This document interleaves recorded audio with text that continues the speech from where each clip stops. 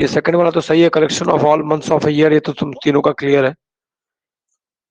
हाँ, ये कहता है Q x such that x is equal to 1/y। ठीक है, तो इसमें x इक्वल टू 1/y में 1 आंसर आएगा कि कुछ और? मन से बताओ, कोई डाउट है इसमें? जो ऑप्शन है उसमें नो सर। नहीं ना, जैसे x इक्वल टू 1/y होना चाहिए, मतलब 1 अगर x की जगह रखेंगे या y की जगह, तो 1 इज इक्वल टू 1/1 बिल्कुल मीनिंगफुल बन रहा है, और कुछ भी रखने से नहीं होगा, है ना, क्योंकि एलिमेंट ऑफ n या नेचुरल नंबर भी होना चाहिए। ठीक है, हाँ, इसमें तुमने लिखा है I have not studied this topic, है ना, तुमने फैक्टराइजेशन नहीं पढ़ा है? पढ़ा सर। फैक्टराइजेशन में था ना? Yes sir. तो तुमने तो लिखा है कि I have not studied this topic. इसको फैक्टराइज करके इसको निकाल नहीं सकते? इसका आंसर क्या है? x² minus 5x plus 6 equal to 0। इसका फैक्टराइजेशन पता है तुम्हें?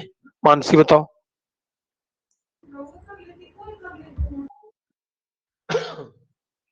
कैसे कर सकते हैं इसको फैक्टराइज? ये तो था ना क्वाड्रेटिक इक्वेशन 10th में, जिसमें था कि x निकालो। हेलो, हाँ अनिकेत। हाँ, गुड इवनिंग, गुड इवनिंग। अभी मानसी को बताने दो, तुम्हारा शायद सही था आंसर मेरे ख्याल से। अपना चेक करते रहना मोबाइल में भी कि किसका किसका गलत, क्योंकि मानसी का अभी सबसे पहले इसने सबमिट किया है, उस टाइम कुछ टॉपिक्स नहीं पढ़ाए थे, बट ये सब में तो तुम्हें लॉजिक लगाना है ना। निमिषा, तुमने किया था ये वाला? हाँ। अनिकेत, तुम्हारा सही था अनिकेत?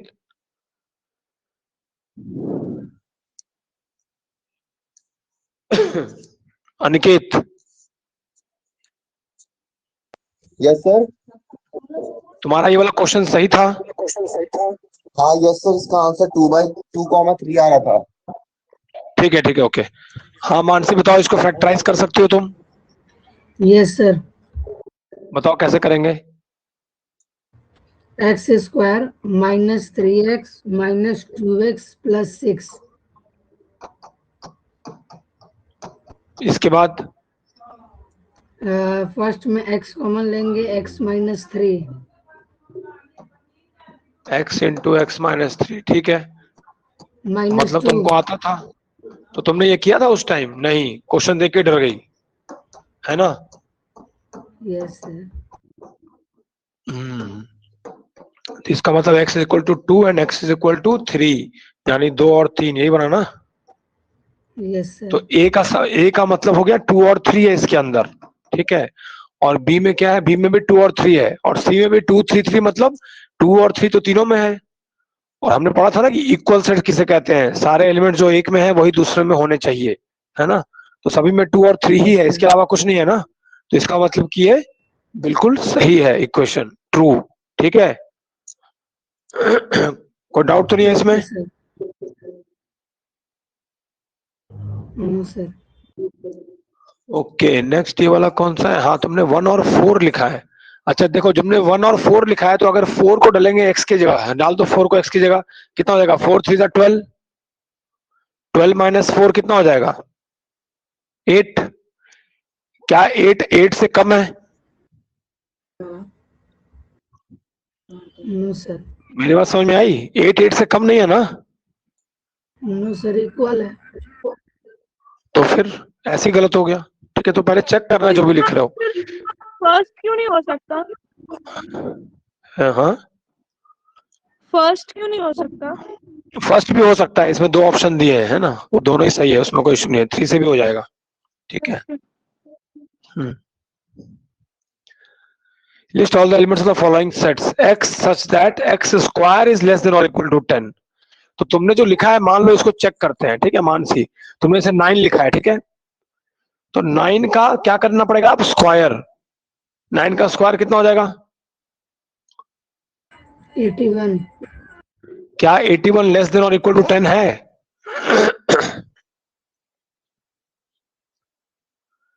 पहले x लेना है, और उसमें कंडीशन क्या दिया है कि उसका स्क्वायर करने पे वो 10 से कम या उसके बराबर होगा, है ना? समझ में आ मेरा बात? Yes sir. यस तो सर। इसमें क्या क्या ले सकते हैं बताओ?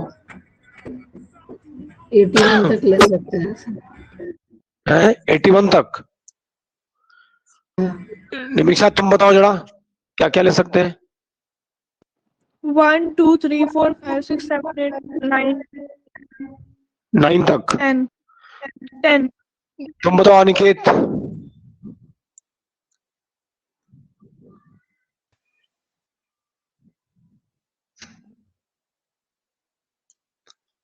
अनिकेत सर 2 मिनट में एक सेकंड करके बताता हूँ क्योंकि मेरा ये वाला भी गलत ही था। हाँ ठीक है, सोचो आराम से, तीनों का गलत है अभी जो बता रहे हो।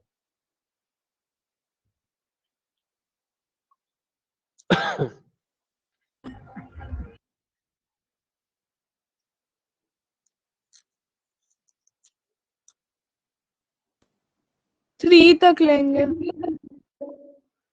क्या? सर 1 3 2 तक 3 लेंगे। हाँ 1 2 3 3 1 तो अब कैसे आ गया सबका? मतलब थोड़ा सा सोचोगे तो आ सकता है ना। ठीक है, मतलब उसका स्क्वायर करने के बाद वो 10 से ज्यादा नहीं होना चाहिए, है ना, यही है ना। जैसे 4 लेंगे तो 16 हो जाएगा, तो ऐसे ही सोच के करना है। ठीक है, ये क्या है, 2 सेट्स, ये तुम लोगों को पता तो नहीं था मगर फिर भी शायद तुम लोगों ने कर लिया है ना। इसमें क्या है, एनपी का मतलब number of elements in P. ठीक है, अगर उसमें 5 नंबर ऑफ एलिमेंट्स हैं और दूसरे में 4, तो उनका number of elements in P cross Q. ये जो प्रोडक्ट वाला फॉर्म है ये तुम लोगों को अभी नहीं पढ़ाया मैंने, और इस बुक में है भी नहीं, लेकिन चलो इसमें बस मल्टीप्लाई कर लेना, ऐसे ही ध्यान रखो, और क्या है ना, ये बाद में काम आएगा। इसको बोलते हैं कार्टेशियन प्रोडक्ट। ठीक है, ये बाद में आएगा। ठीक है, ओके, इसमें क्या है, m is equal to this and this for universal set of natural numbers, universal set है। m डैश का मतलब क्या हो गया मानसी? m डैश जो लिखा है लास्ट में, m कॉम्प्लीमेंट। कॉम्प्लीमेंट मतलब छोड़ के, है ना। तो पहले तो x ग्रेटर देन और इक्वल टू 7, यानी कहां से शुरू करेंगे? 7 से, है ना। 7 8 9 10 ऐसे ही चलता रहेगा, है ना, इन्फिनिटी तक, है ना। इसको छोड़ के मतलब इसमें से कोई भी नहीं आना चाहिए, है ना, यही है ना। Yes sir. तो क्या हो जाएगा, नेचुरल नंबर भी होना चाहिए, है ना। 1 2 3 4 5 6 7 क्यों आएगा इसमें? ग्रेटर देन के नीचे एक और लाइन लगाया, उसका मतलब क्या होता है, इक्वल टू भी हो सकता है ना। तो इक्वल टू हो सकता है, तो इस सेट में तो 7 भी आएगा, इसका कॉम्प्लीमेंट लेना पड़ेगा, यानी कि 1 से लेके खाली 6 तक, बस। 7 नहीं ले सकते हैं, खाली एक तुमने जो 7 लिख दिया उससे गलत हो गया। ठीक है, समझ में आया? Yes sir. ये तो ठीक है, BETR, ठीक। हाँ, इसमें क्या लिखा है, नॉट स्टडीड दिस टॉपिक, इस टॉपिक में क्या पढ़ना है? इंटीजर का मतलब पता है? यस सर पता है, लेकिन इसको सॉल्व कैसे करते हैं वो समझ में नहीं आया। इसमें क्या करना है, तुम्हारा क्या लिखा है यहाँ पे, x जो है वो -12 से बड़ा है और 9/2 से छोटा है, या फिर माइनस क्या ले सकते हैं, 0.5 से बड़ा है और 4.5 से छोटा है, और क्या है, इंटीजर है, ऐसे लिख सकते हो ना इसको। Yes sir. हाँ, तो अब इसमें क्या लिख सकते हैं, अनिकेत बताओ। Sir 0 1 2 3 and 4। बस, जैसे नंबर लाइन है, 0 है, यहाँ -1 है, यहाँ 1 2 3 4 5 ऐसे है, 4.5 यहाँ कहीं आएगा, उससे कम होना चाहिए, और -0.5 यहाँ कहीं आएगा, उससे ज्यादा होना चाहिए, मतलब इस बीच में, और वो इंटीजर भी होना चाहिए। तो इंटीजर मतलब क्या क्या होता है, 0 से शुरू करेंगे, ये और 4, बस 4 वाला, 5 नहीं ले सकते। तो मतलब क्या क्या आ गया, 0 1 2 3 4, बस। समझ में आया इसमें क्या नया है? Yes sir. तो तुम क्वेश्चन देख थोड़ा डर जाती हो, पहले उसको थोड़ा मेहनत करना है, कोशिश करना है, ठीक है। Find mother of following collections represent the set collection of good students in your school. Collection of good students in your school, क्या ये हम लोग लिख सकते हैं ऐसा कुछ? Is it possible? No sir. इसका अनिकेत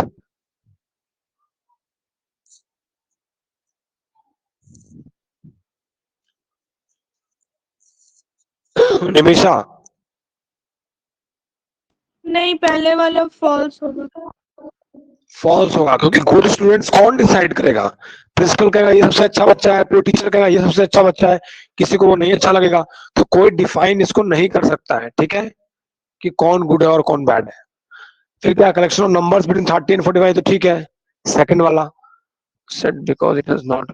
हाँ तुमने लिखा तो है, first is not in the form of set, तुमने खुद लिखा है मानसी, फिर बता नहीं पा रही। फर्स्ट वाला सेट नहीं बना है ना इसमें, और थर्ड वाला collection of fat in your colony, तो फैट पीपल भी डिसाइड नहीं कर सकते हैं हम लोग, किसको कम Yes, फैट sir. कहेगा और कौन ज्यादा फैट की कम, परफेक्शन नहीं पहुंच सकते, ठीक है, तो डिफाइन नहीं है। Collection of interesting books in your school library, तो इंटरेस्टिंग बुक्स तो सारे ही हैं, डिपेंड करता है सबके चॉइसेस पे, Yes, तुम्हारे लिए sir. इंटरेस्टिंग कोई और होगा, निमिषा के लिए कोई और होगा, निकित के लिए कोई और होगा, तो इसलिए ये भी डिफाइन नहीं कर सकते। Collection of books in the library and are of your interest, ये डिफाइन कर सकते हैं। तुमने लिखा है 5 is not a set, 5 is a set, तुम्हारा जो फेवरेट बुक्स है वो तो तुम्हें पता है ना, Yes, sir. It's well defined, कि मानसी को जो जो बुक अच्छा लगता है वो उसका सेट, तुम लिख सकती हो ना कि हाँ ये बुक मुझे पसंद है, तो दैट इज अ सेट। तो इसमें कॉन्सेप्ट समझना है, सेट किसे कहते हैं और किसे नहीं, ठीक है, मतलब अगर हम उसको बना सकते हैं तो दैट इज अ सेट, अगर उसमें एंट्री कर सकते हैं कि हाँ ये होगा, ठीक है। List all the elements at odd numbers between 50 and 75 है, set of odd numbers between 50 and 75, तो 51 क्यों नहीं लिखा? सेट ऑफ ऑड नंबर्स है तो 51 ऑड नंबर नहीं है, Yes, sir. तो फिर उसको क्यों छोड़ दिया? तो first 10 square of natural numbers n is greater than c, n is greater than -5, n is greater than -5 लिखा है, मतलब -5 से बड़ा होना चाहिए, -5 क्यों लिखा तुमने? n इज ग्रेटर देन -5 है ना, ऐसे ग्रेटर देन -5, एंड क्या है, लेस देन 6 है ना, तो ग्रेटर देन मतलब -5 से बड़ा क्या हो सकता है, -4 होगा ना, -3 -2 ऐसे चलते जाएंगे कहां तक, 5 तक। 6 क्यों लिखेंगे? 6 लिखा है वो गलत है, और जो -5 लिखा है वो भी गलत है, क्योंकि अगर यहाँ पर लेस देन और ग्रेटर देन और इक्वल टू लिखेंगे तब उसको इंक्लूड करेंगे, ऐसे रहेगा तब, अगर इक्वल टू नहीं दिया है तो नहीं कर सकते, ठीक है, समझ में आया मैंने जो बताया? Yes, sir. अगर नहीं समझ आएगा मुझे बताना, ठीक है, अगर कुछ भी डाउट है तो।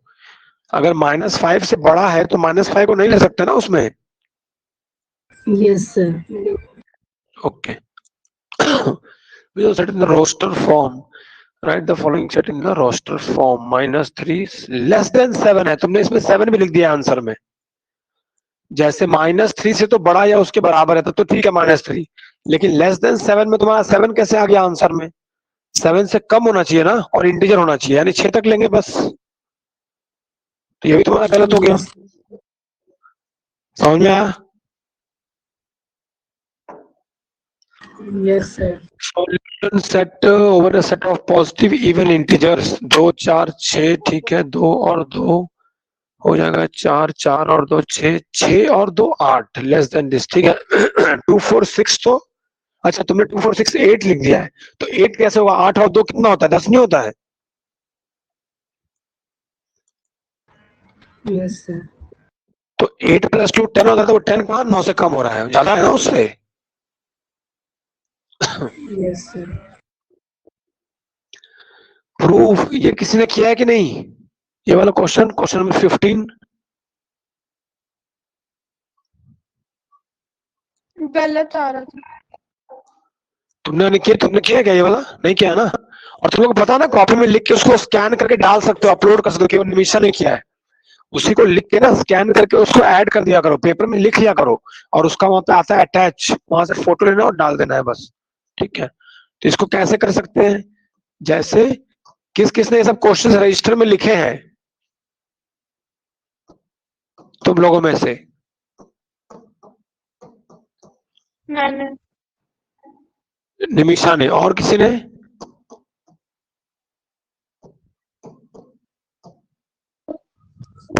सर आधा लिखा है। हाँ तो सारा लिखना है इसको, जैसे होमवर्क जो भी देते हैं ना उसका रजिस्टर अलग से रखो, या ऐसे तो सब एक बार पढ़ोगे फिर भूल जाओगे, बार बार रिकॉर्डिंग देखोगे थोड़ी। एक कॉपी बनाओ, उसमें ना जो जो दिक्कत होता है उसको स्टार मार्क कर लो, जो इजी है उसको स्किप करते जाओ, लेकिन कॉपी में सारा लिखो। एक होमवर्क का और टेस्ट का दोनों का मिला के कॉपी बना लो, ठीक है। Okay sir. अब देखो हम इसमें एग्जांपल ले सकते हैं, let A equal to A B C, और बी को मान लेंगे ए और डी, कुछ भी ले लो। Now A is equal to लिख ही दिया है, इसमें अब क्या करेंगे हम लोग, सबकी वैल्यू डालेंगे, ठीक है। जैसे a माइनस बी कितना हो जाएगा बताओ मानसी।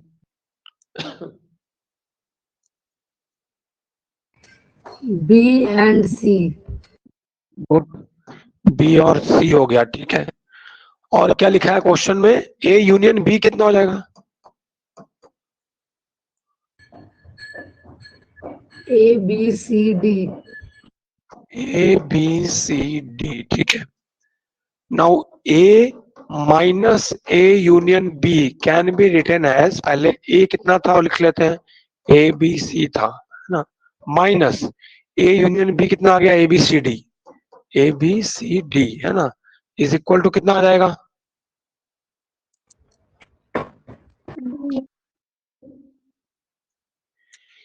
ए minus A union B, okay, A minus B.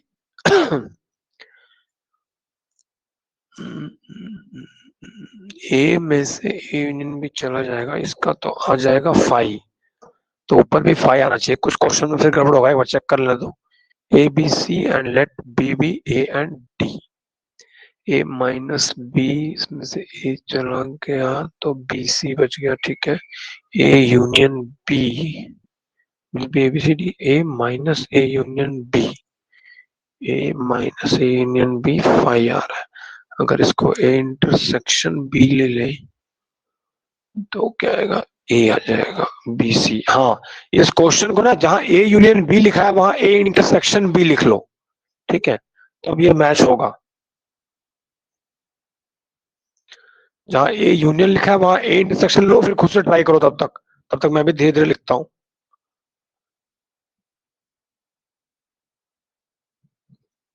अगर वहां पे ए इंटरसेक्शन बी रहेगा तो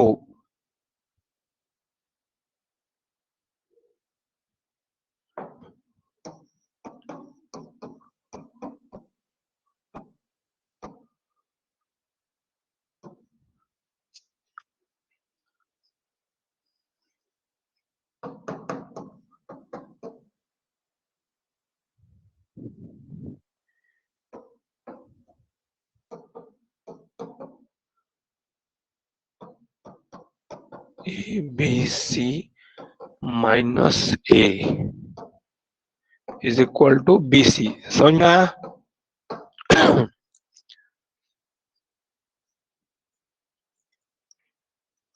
यस सर। किसी को समझ में नहीं आया, ऐसा कोई है जिसको समझ में नहीं आया कैसे कि हम लोग अगर ये क्वेश्चन में ए इंटरसेक्शन बी है तो ये मैच हो जाएगा, ठीक है, ए यूनियन बी से मैच नहीं हो रहा है, तो ए इंटरसेक्शन बी हमारा क्या आ गया, बी सी, है ना, नहीं ए इंटरसेक्शन बी आ गया ए, अब ए माइनस ए इंटरसेक्शन बी करेंगे तो बी सी आ जाएगा, और ए माइनस बी ऊपर भी हमारा बी सी था, तो दोनों मैच हो गया ना, फर्स्ट एंड सेकंड क्वेश्चन लिख सकते हैं यहाँ पे, ये हो गया फर्स्ट और ये हो गया सेकंड, ठीक है, समझ में आया? Yes, sir. Okay. State whether the following statements are true or false. One is an element of 1, 2, 3, right? ठीक है. A is a subset of, देखो A is a subset of B C है, ये गलत है, क्योंकि सबसेट को हमेशा हम जो भी सेट है उसको कैसे डिनोट करते हैं, एक कर्ली ब्रैकेट देने के बाद उसके अंदर लिखते हैं, ठीक है। अगर A ऐसे लिखा रहेगा तो it will be called as a subset. मैंने बताया था ना, जैसे मान लो एक सेट है 1, 2, 3 या 1, 2 ले लो, सबसेट बनाना है तो क्या क्या बनाएंगे, एक तो ऐसे लिखाएंगे फिर 1, फिर ऐसे बनाएंगे फिर लिखेंगे 2, फिर ऐसे 1, 2 और फिर ऐसे और फिर उसमें 5 ऐसे लिखते थे ना। तो जब भी कोई सेट हो चाहे सबसेट, वहां कर्ली ब्रैकेट लगा होना चाहिए, है ना, तभी है वो, ठीक है। एलिमेंट में नहीं चाहिए, जैसे थर्ड में जो लिखा है ए, वो एलिमेंट नहीं है, वो सबसेट है, एलिमेंट लिखा है तो वो गलत हो गया, ठीक है। तो इस कॉन्सेप्ट को समझ जाओगे तभी कर पाओगे। समझ में आया concept Aniket? Yes, sir. Nimisha? हाँ। तो इस सारे ऑप्शन में किसी में डाउट है? 9. No sir. फिफ्थ का क्या है? Sets x such that x plus 8 equal to 8 is the null set। क्या ये सही है?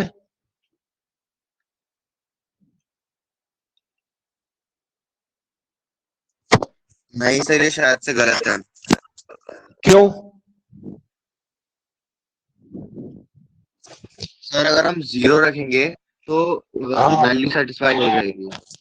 बिल्कुल, यहाँ 0 रख सकते हैं ना, मतलब कि इसका आंसर क्या है? 0 है ना, 5 नहीं है, ये 0 है। 0 plus 8 is equal to 8। ठीक है, तो ये नल सेट नहीं है। नल तब होता है जब 0 भी नहीं होता। ठीक है, जिसको हम डिफाइन ही नहीं कर सकते थे, तब होता नल। ठीक है, let is a finite set such that this then number of, हाँ ये पी ए का मतलब पता है किसी को? पी ए मतलब पावर सेट, बताया नहीं था मैंने शायद? पावर सेट बताया था शायद मैंने एक बार। क्यों?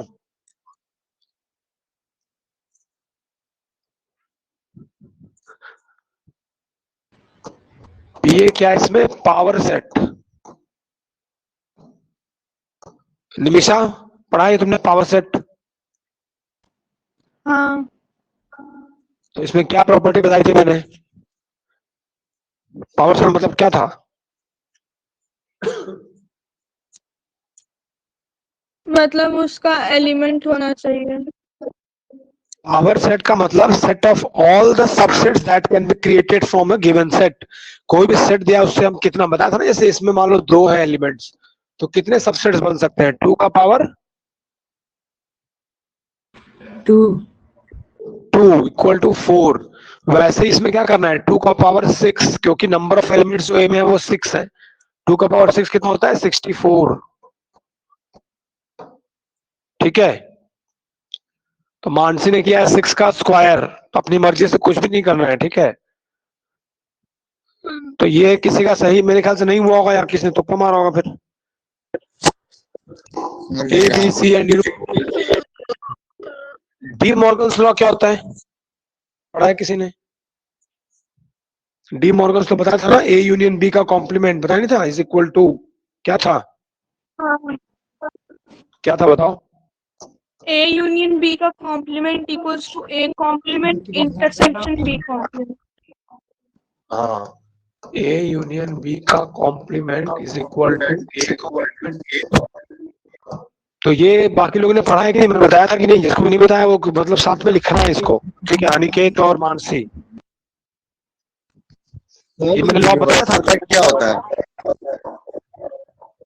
हेलो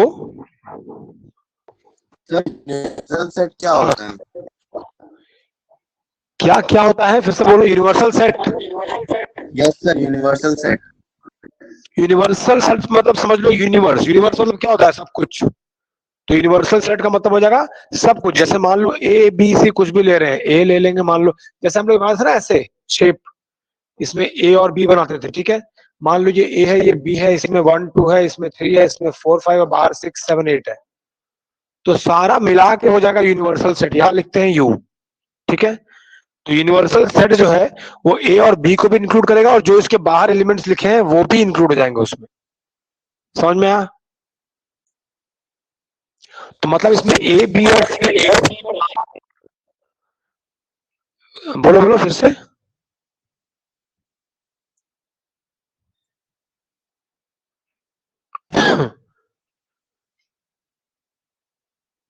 अनिकेत तुम कुछ बोल रहे हो? सर इसको सॉल्व कैसे करेंगे एक बार? हाँ मैं कर रहा हूँ यहाँ पे। देखो सबसे पहले जैसे यूनिवर्सल सेट यू मान लो। ठीक है, तो u इज इक्वल टू क्या हो गया यहाँ पर? जो भी एलिमेंट्स है 1 2 3 सब करके कहाँ तक है? 10 तक है ना, ये हो गया। अब डी मॉर्गन्स लॉ क्या बोलता है? ए यूनियन बी का complement will be equal to A complement intersection B complement. ठीक है, तो हमें इसके वैल्यूज पता होनी चाहिए। तो ए यूनियन बी क्या होगा? जैसे ए यूनियन बी का कॉम्प्लीमेंट लिखना है तो पहले ए यूनियन बी लिखो। ए यूनियन बी कितना हो जाएगा? 1 से लेके 6 तक है ना, 1 2 3 4 5 6 है ना, 1 2 3 4 5 6 इसका कॉम्प्लीमेंट। ठीक है, इसका कॉम्प्लीमेंट क्या हो जाएगा? मतलब 1 से लेके 6 को छोड़ के बाकी जो भी बचा, तो जो भी बचा मतलब जो यूनिवर्सल वाले हैं वो भी लेने पड़ेंगे। अगर यहाँ हम एक डब्बा बनाए, मान लो ये ए है और ये बी है ना, ए बी, इसके बाहर जो है वो सब भी यू में आते हैं ना, तो ए यूनियन बी को छोड़ के जो भी बचा वो बाहर वाला सारा लिखना पड़ेगा हमको, डायग्राम से समझो, है ना। तो 1 2 3 4 5 6 तो ए और बी में ही आ गए, 1 2 3 4 यहाँ लिख लेते हैं। कौन सा कॉमन है? 4 कॉमन, 3 और 4 कॉमन है, 1 यहाँ, 2 यहाँ, 3 यहाँ, 4 यहाँ, 5 और 6, ठीक है। अब बाकी एक और सी भी है इसमें, 4 5 6 7 8, है ना। मान लो यहाँ पर एक और ऐसे बना लेते हैं, तो 4, अच्छा 4 5 6 है, एक मिनट, 4 5 6 ऐसे है ना, 4 5 6 7 8, है ना, ऐसे बी में जा रहा है, ठीक है। तो ऐसे डायग्राम खुद से बना के प्रैक्टिस करना, मैं भी फॉर्मूले से ऐसे कर दे रहा हूँ। ये समझ लो 1 से लेके 6 को छोड़ के बाकी जो भी बचा है वो सारा लिखना है। तो क्या क्या लिखेंगे? यूनिवर्सल वाले में देखो, यूनिवर्सल वाले में सब कुछ मिल जाएगा। तो 1 से 6 को छोड़ के क्या क्या बचा? 7 8 9 10, ये लिख सकते हैं यहाँ पे। कोई डाउट इसमें? No sir. अनिकेत कोई डाउट? नहीं सर। ठीक है, तो अब ए कॉम्प्लीमेंट लिखते हैं, क्योंकि फॉर्मूला जो प्रूफ करना है हमें डी मॉर्गन्स लॉ, उसमें राइट साइड क्या है? ए कॉम्प्लीमेंट है पहले। तो ए को छोड़ के, मतलब 1 2 3 4 को छोड़ के जो भी बचा, मतलब क्या बचेगा? 5 6 7 8 9 10, है ना। फिर क्या बचा? बी कॉम्प्लीमेंट भी लिखना है। बी कॉम्प्लीमेंट क्या हो जाएगा? बी को छोड़ के, यानी कि 3 4 5 6 को छोड़ के, तो 1 2 लिखेंगे, फिर 7 से शुरू हो जाएगा, 7 8 9 10, है ना। अब इन दोनों का क्या चाहिए? इंटरसेक्शन, ये लिखा है ना, इसका मतलब ये वाला इक्वल टू, देखो अब इन दोनों में कॉमन क्या क्या है? 1 2 नहीं है, 7 है, 8 है, 9 है, 10 है, मतलब यहाँ आ जाएगा 7 8 9 10, है ना। और ए यूनियन बी का कॉम्प्लीमेंट भी यही आया था, ये देखो 7 8 9 10, यही आया था ना। तो हमें यही वेरीफाई करना था कि डी मॉर्गन्स लॉ क्या कहता है कि A union B complement is equal to A complement intersection B का कॉम्प्लीमेंट। तो वो हमें ये सब जो दिया है एलिमेंट्स, उसको डाल के देखना है, ठीक है। तो ऐसे कर सकते हो, प्रूफ आएगा तो। Yes sir. तो इसी को ना वेन डायग्राम वाला भी प्रैक्टिस करके देखना, नहीं होगा तो बताना, ऐसे तो हो जाएगा, ज्यादा बड़ा चीज नहीं है, ठीक है। ये क्या है? Find the set if it is defined as x square minus 9 equal to 0, ये लिखा है रोस्टर फॉर्म। बस ये सेट बनाना है ना इसमें, कि किसका स्क्वायर करेंगे जिसमें से -9 करने से 0 आ जाए। तो पहले तो 9 को किससे माइनस करेंगे कि 0 आ जाएगा? 9 से। 9 से, तो मतलब x स्क्वायर की जगह लिखना पड़ेगा 9। x क्या हो गया? √9, यानी कि +-3, बस। यानी कि इसमें सेट में क्या क्या आ जाएगा? एक आ जाएगा 3 और एक आ जाएगा -3, बस। समझ में आया? Yes sir. Okay. Given phi a is equal to b, c right subset और not the subset, ये भी तुमने नहीं पढ़ा? सर ये सब मैंने जब आप पढ़ाए थे क्लास, उससे पहले किया था। अच्छा, उसके पहले क्या होगा? आप समझ में आ गया ना? आप मुझे बताओ, जैसे phi जो है वो सबसेट है कि नहीं ऑफ b? phi, मैंने बोला ना phi तो सबका सबसेट होता है, या कोई भी ले लो। यस सर है, यस सर है। कि a c का है कि नहीं? है। इतना धीरे क्यों बोला? a b का सबसेट है कि नहीं? नहीं है। नहीं सर, नहीं है नहीं। ना। b c का है कि नहीं? यस सर है। और c का है कि नहीं?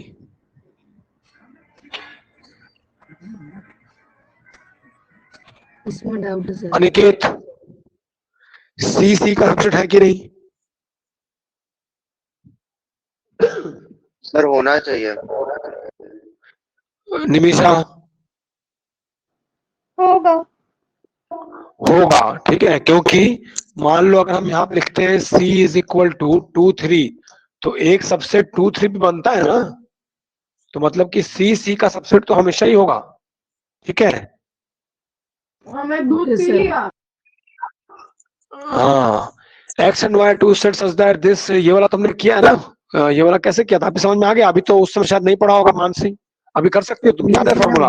हाँ हाँ बताओ। फॉर्मूला याद है सर। बताओ। Number of A union number of element A union B, number of X हाँ plus number of Y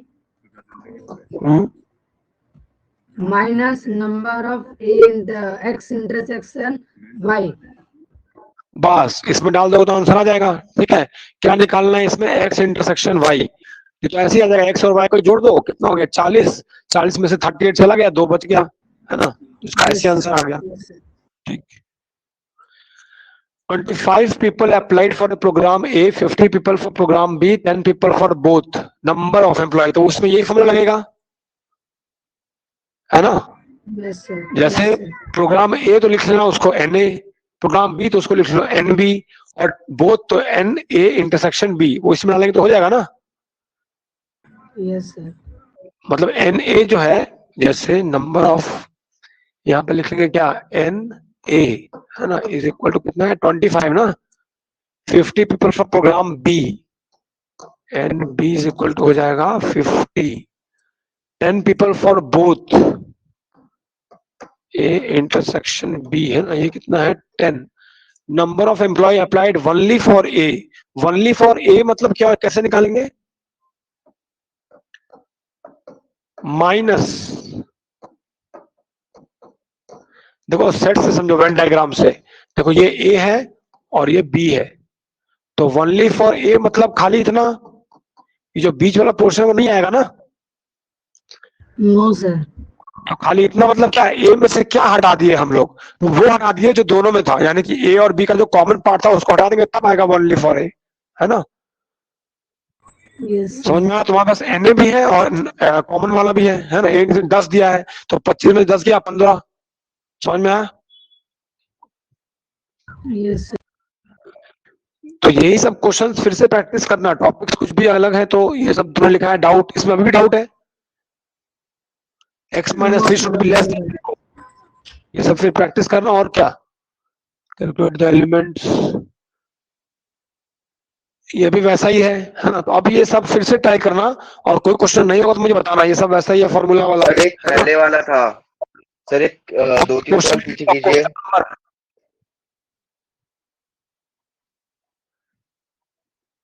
question number कहीं है? सर क्वेश्चन नंबर तो नहीं पता था क्या है क्वेश्चन, बताओ। सर। सर एक सवाल आगे कीजिए, 28। एक पीछे करूं? एक आगे। एक आगे, नहीं ठीक सर।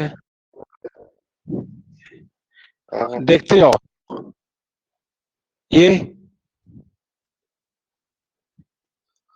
चलो आगे बताओ, ये वाला, इसके पीछे वाला 20, ये वाला 24। हाँ 24, ये नहीं हुआ? नहीं सर। हाँ मानसी बताओ, तुम कर सारे गुजारिश से। सर इसमें जो ये उल्टा ए लिखा है इसको क्या रिप्रेजेंट करेंगे? देखो, x square minus 9 is not equal to 0, मतलब 0 के बराबर नहीं आना चाहिए। तो क्या क्या नहीं ले सकते हैं बस वो देखो, है ना? तो पहले तो इंटीजर को किससे दिखाते हैं? इंटीजर